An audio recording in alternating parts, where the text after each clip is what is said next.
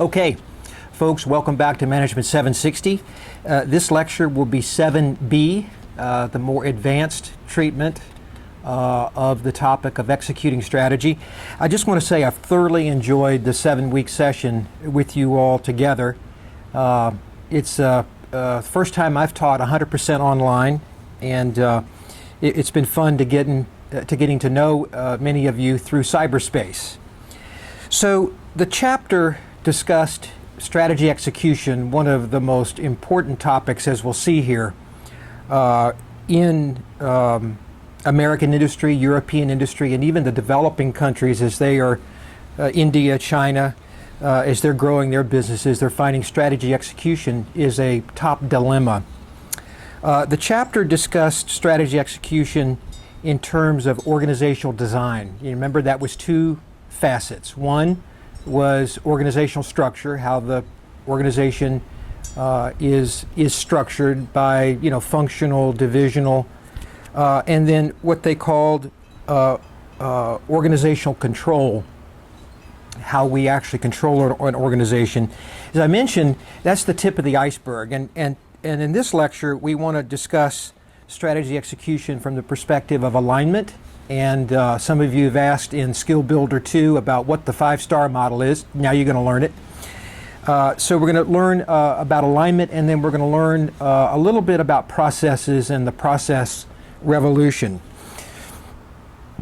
Excuse me. Slide number 2 does depict the picture of the star model, and I call it the 5-star model because it's 5 points of a star.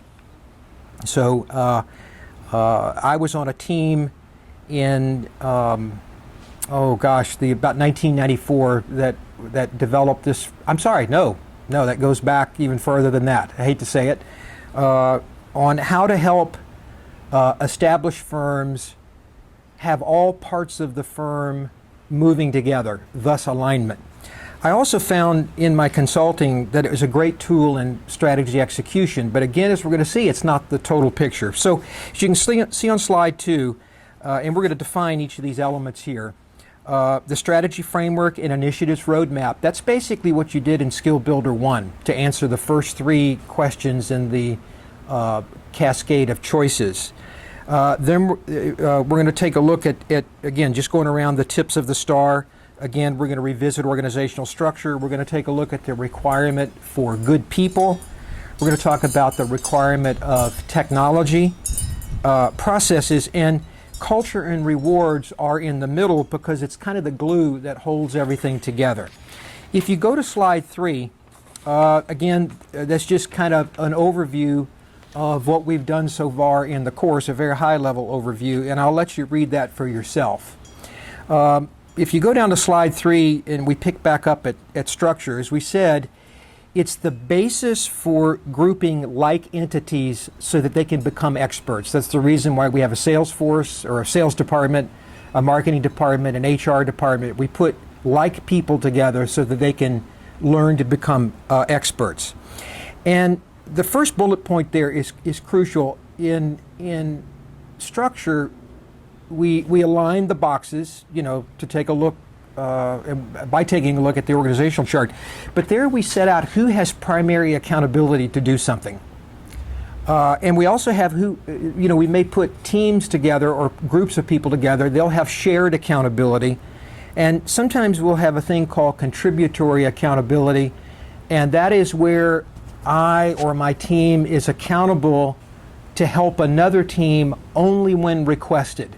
So I'm giving you the tip of the iceberg here in sort of the science of organizational structure, but I think it's enough given the mission of our course, which is to give you an overview of the accountabilities of the CEO and the top management team, his or her top management team. So we decide on how we're going to group the like entities so they can become experts, and then who, the buck stops with them, who has primary accountability to do something.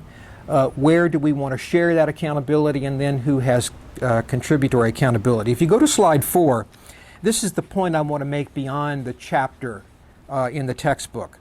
All of those various forms are ways that we try to balance. And notice what it says there on the right. Organizational structures are never perfect. We try to balance control versus entrepreneurship. Do we want to unleash entrepreneurship at all levels of the organization like Google? Or do we want to have very tight control? What about standardization versus diversity? Do we want to have standardization everywhere? Everyone has the same forms, the same procedures? Or do we want to allow diversity to happen? Think about a global Fortune 100 company. We're going to allow diversity or standardization. Remember the concept of span of control. So small versus large span of control. And then are we going to uphold the unity of command principle, that is, that one person reports to one person only? Remember, the matrix form of an organizational structure violates on purpose the unity of command principle. And so we try to balance those things while we try to manage risk in a company. Go to the next slide, slide 5, and that's the key point I want to make here. Organizational structures are best viewed as a temporary solution, evolving to the next most best temporary solution. So if you go to slide 6, we want to talk about processes. And just the definition there is we can view an organization as a suite of processes, executive, operating, and support processes, where we'll see that the process cycle time, how fast that process is, the amount of rework in the process, the cost in the process, and then customer satisfaction are the measures. And those are the 4 measures by which we measure a process. Don't worry, we're going to define all this here. The key for today's world is we need to be at world-class levels in how fast we can do things. We'd like to have no rework. Rework is a killer. How many times have you been on a project in your work where you've had to rework or redo something completely? How frustrating is that? What about the cost of the process? Think about it this way. Wouldn't we rather have 5 people working in a process rather than 10 people? So let's say we have 5 people a week, each working 10 hours a week. That's 50 hours of capacity in that process. Let's say a sales process. We've got 5 salespersons and they're working 10 hours a week. That's 50 hours of capacity in that process. Well, what happens if we get bloated? You remember where we talked about, and I'm sorry, slack, organizational slack, as one of the impediments to superior performance. What if we get bloated and we allow 10 people to do what really 5 people could do? That's being overly costly in that process. So if you go to, and here's where some of them get unnumbered, but it'll be slide 7. This actually is a slide from my 2004 book, and I'll cite it here in a few slides here. But we can view an organization as a suite of processes. I actually have a thing called the Process Universe, if anybody's interested, where I outline 226 executive, operating, and support processes. And at a very high level, you can see the key executive processes in a company, the key operating processes. We've seen that in the company's value chain, right? And then support processes, we've seen that also in the value chain as those support activities. You remember we had the primary activities and the support activities. Well, instead of viewing those as functions, we can view those as processes. Basically, a process is something that cuts across functional areas, as we'll see in a few slides. You go to slide 8. This is an example then from a process viewpoint. So now notice what's happening. We're kind of changing the way we look at something. So this is a picture of some of the key operating processes. And starting from the left on slide 8, we can talk about the order fulfillment process. And that's what happens, let's say, when a customer places an order. So you'll notice that there's a sales process that goes before that. We're going to try to sell a customer. We make a forecast of how many of those widgets a customer might order. We then need to procure, through supply chain, the inputs to make, let's say they're going to order 50 widgets. We need to schedule those. We need to manufacture. We need to send those to customers and get customer acceptance. And then we need to manage the accounts receivable. How do we get paid? Notice that's a process that cuts across functional areas. We have a sales process. So we'd have the selling activities, the request for quote that we would ask and work with customers as we basically get to their customer willingness to pay. Going to the right, we have the design development process. That's developing a new product, and look at what is involved there. We can also then take a look at what we like to call the time to profit process. That's when a new product gets transferred from design development into the new product introduction or launch, sales promotion, customer qualification, and then the time to first dollar of profit. Notice we're measuring the time to. What is the time that it takes to work that process? And then at the bottom is a revenue growth process, and think about that as brand new revenue growth. You all saw that issue in Lego very, very nicely. So if you go to slide, what would that be? Slide 9. The process revolution was kicked off formally in 1993 in a famous book by Michael Hammer called Re-Engineering the Corporation. And he basically said that functional organizations, especially when those functions get to silos, you remember we talked about that, where people begin to view the world in terms of sales, they view the world in terms of marketing. He said that's the death knell for companies in their organizational structure. And he said, blow those up and replace them with processes. Well, he wasn't the first, actually, and I discovered a regional consulting firm by the name of Thomas Group, and they actually had been working processes from the early 1980s, and I was fortunate enough to be hired in around 1996 to develop a strategy process that would bolt on to those operating process disciplines, probably the best 2.5 years of my professional life. If you go to slide 10, you'll see in 2008 the Conference Board, that's a big think tank in New York, and they do an annual survey of CEOs worldwide, and out of their top 10 CEO dilemmas, they found the number one in 2008 was excellence in strategy execution. The number 3 dilemma was consistency of execution of strategy of the top management team. And what they mean there is alignment. Okay? So their survey last year, published in 2014, still has strategy execution in the top 10. So it's still a perennial dilemma. There are 3 basic schools to strategy formulation, and it's what I call static alignment, and that's the 5-star model. We're going to come back to that. So we're in the processes part of the 5-star alignment. So I don't want to get you confused. This is slide 11.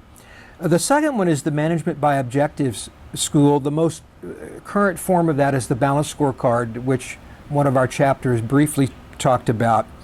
And remember our discussion of SMART goals. In my view, alignment is necessary but not sufficient. We need to be aligned, but we also need to have very fast, sleek, world-class processes.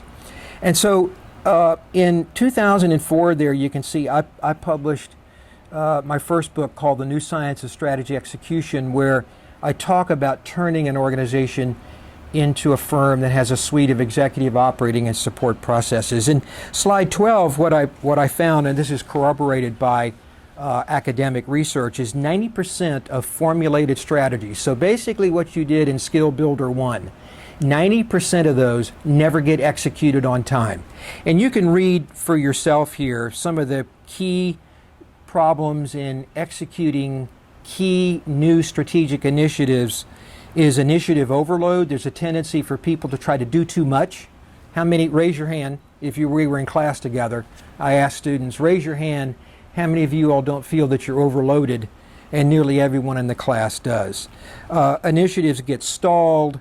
We can have hot lot initiatives. Those are initiatives that are put in a hurry.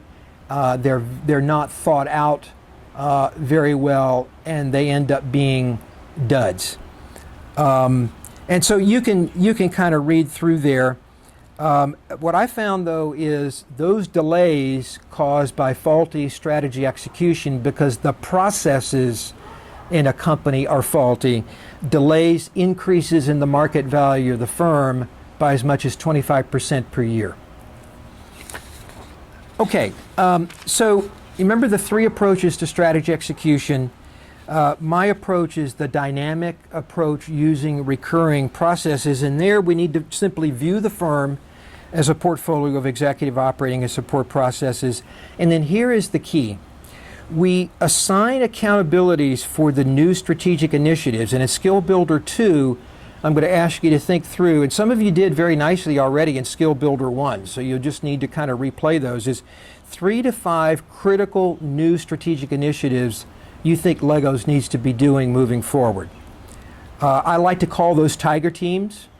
And when I used to work with clients, we would pull people from the organization and we'd give them 100% release time from their current jobs. And they were a tiger team fastly. They were charged with executing those strategic initiatives at world-class speed, primarily working with the process owners. If you go to the next slide, this is a conventional map of an order fulfillment process. So remember, a customer makes an order. How do we fulfill that process from getting the input materials to make that widget to get it out? Well, this is the form of a process map that you'll see for software development. And I'll bet you in our class we have more than a few of you who are software developers. Looking at that map, I get this useful for a software developer, but not really for management. And if you go to, by the way, that would be slide 14. If you go to the next slide, that is what we have there is a cross-functional view of that very same process. And this is the way I learned how to map processes in Thomas Group.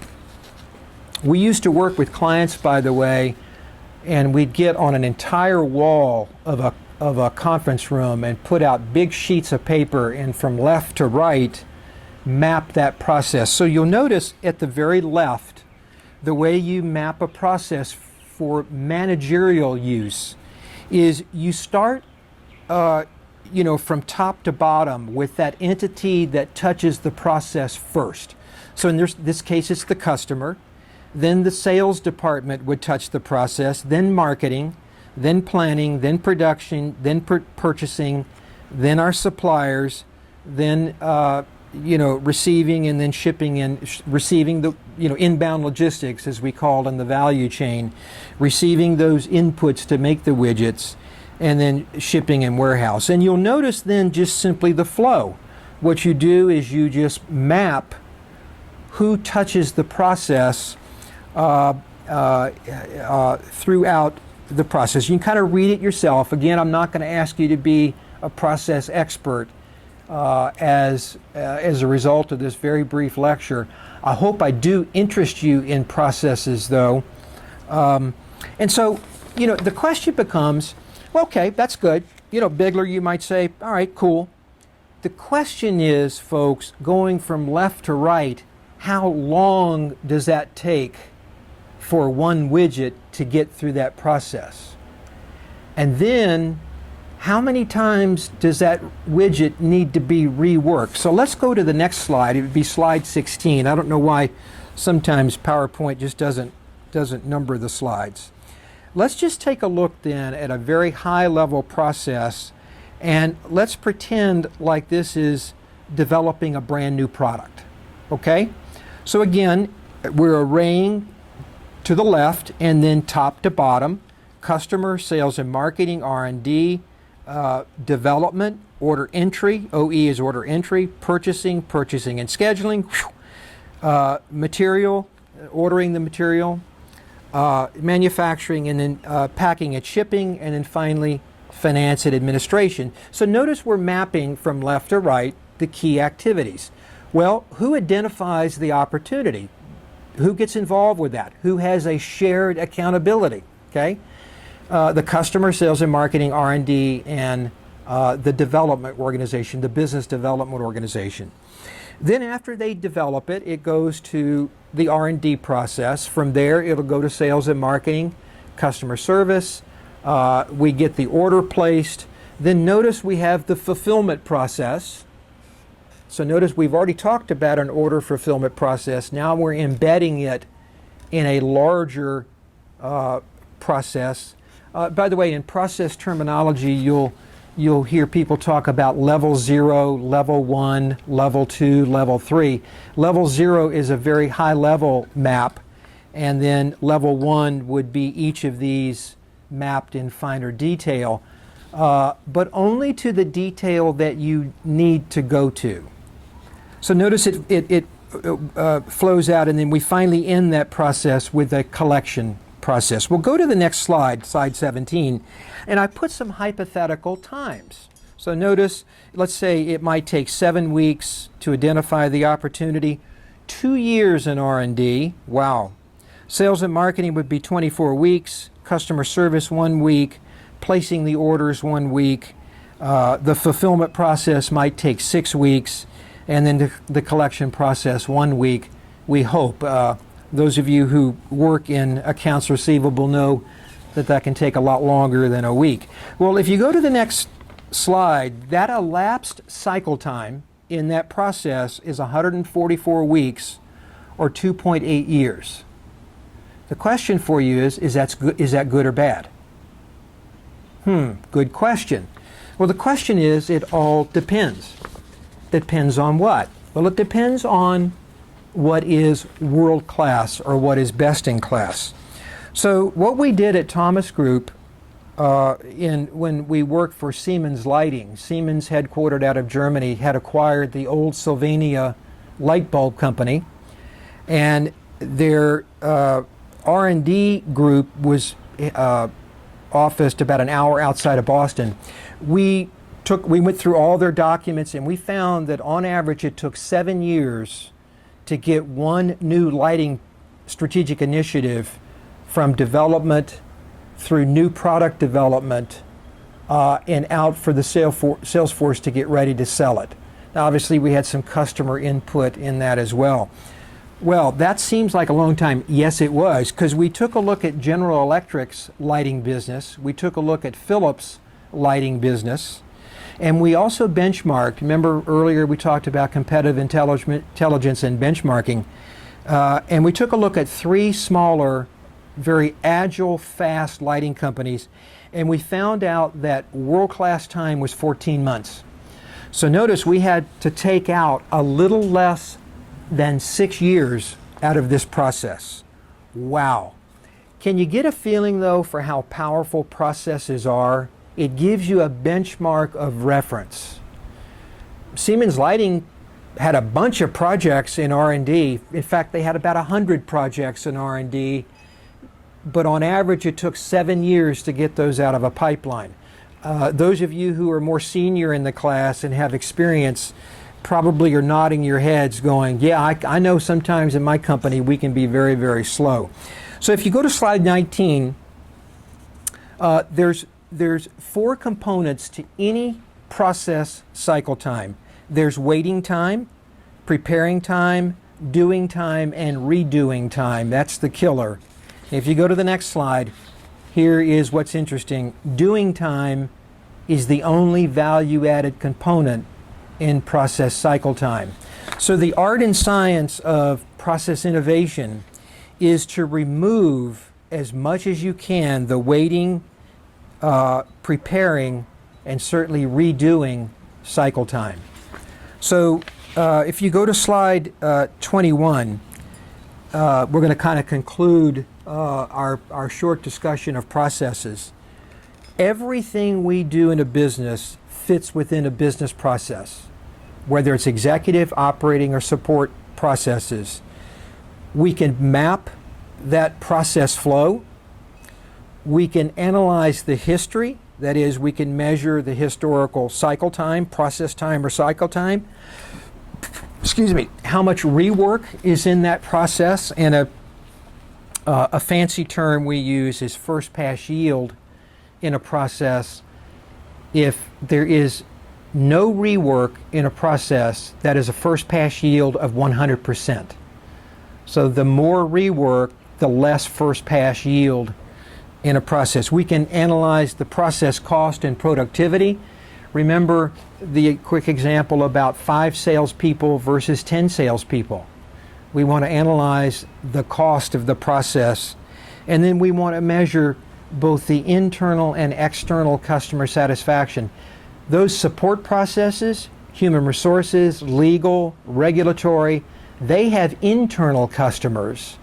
Well, in companies that really embrace process, they measure the internal customer satisfaction of those internal support processes, just like R&D, new product development, sales, and marketing measure external customer satisfaction. And then finally, you remember our 4 kinds of barriers we discussed? We can take a look at what are the barriers that are preventing world-class cycle time, rework, cost, and customer satisfaction. Okay, slide 22 then is a very simple slide, but golly, isn't this so powerful? This is the way your customer sees your business. They have requirements of you. They want those requirements met right the first time, competitively priced. They want the product or service right the first time, competitively priced. It meets the requirements, right? It's fast and responsive and guaranteed satisfaction. And then slide 23 is the classic functional silos. Through time, your organization can begin to view itself in some kind of internal reality, not an external reality to the customer, but an internal reality that looks within itself. And as Michael Hammer told us, and then as I learned in Thomas Group, that's the beginning death knell of a company. So back to the other points of the STAR then. Technology is a clear statement of the breadth, depth, and reach of technology of all kinds required for the ongoing work of the firm that either informationalizes products or services or is offered outright to customers. eBay and Google are a technology company, so they'll offer technology outright. And sort of that fancy term of informationalizing product or service means what if we need technology to bring information to a product? General Electric has been fantastic at informationalizing its products or services. So for instance, in its CAT scanners that scan people, or its MRI machines, they put a capability where doctors worldwide could be viewing the same results on in real time as was happening on site. So that's what we mean by informationalizing products or services. Most of you all in your Lego Skill Builder 2 saw that global supply chain process was critical. Well, think about the technology enablement that's required for a global supply chain process. Wow. What happens if we have a geographically far-flung enterprise? What about video conferencing technology, the ability for those teams to meet 24/7 virtually anywhere in the world? The other point of STAR is people. By the way, all these points of the 5-star model are crucial for alignment. The key is they all need to be internally consistent and reinforce each other. People is a clear statement of the required portfolio of talent to contribute and execute the strategy and the growth initiatives roadmap. And we need to have this is what's key, is a clear statement of the competencies and the level of mastery we need. If we need world-class people to execute the strategy framework and the initiatives, we better have world-class people, or else it's not going to happen. When I was in the PricewaterhouseCoopers strategy unit, the strategy unit there in the overall management consulting, we developed a thing called the Global Capabilities Framework, and that was a very clear framework that showed what we called our entry-level consultants, what we call level 3, and those were our entry-level MBAs, all the way up to level 6. So a level 3 consultant knew what he or she needed to do to get to level 4. Very clearly, they needed to see what they needed to do to be able to get to level 5. So people is not just a fluffy notion of people are our best asset. People who know that they need world-class competencies and world-class mastery. If that's required for the strategy, we have to get those people. And then finally, culture and rewards for alignment purposes, because remember we're discussing overall the alignment that the 5-star model gives us. Culture is the explicit understanding of what is and should actually be valued in the firm, the current mental models guiding the business, and the deep understanding of the role of commitments. We haven't discussed that yet. That's crucial. I may have given you this example earlier, but it's worth repeating. Mike Waterman was one of the best CEOs I ever worked for. In fact, that was Flower Country USA. And we developed in this notion of our 5-star model for Flower Country USA is we had this saying, is that we are a team of people who say what we mean what we say, and deliver what we promise. And we put teeth and backbone to that statement. People who showed attitudes and behaviors that were outside of that basically didn't last very long in Flower Country USA.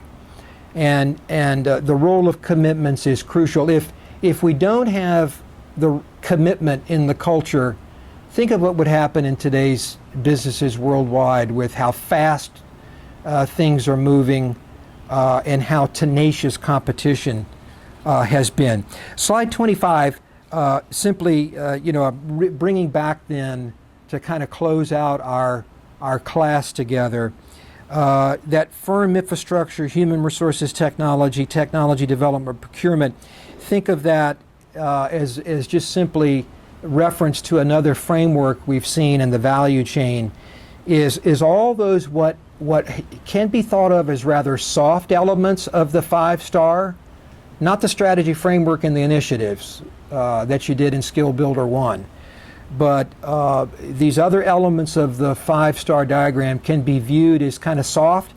I want to negate that right now. Every one of those elements can be shown to directly contribute to the free cash flow of the enterprise.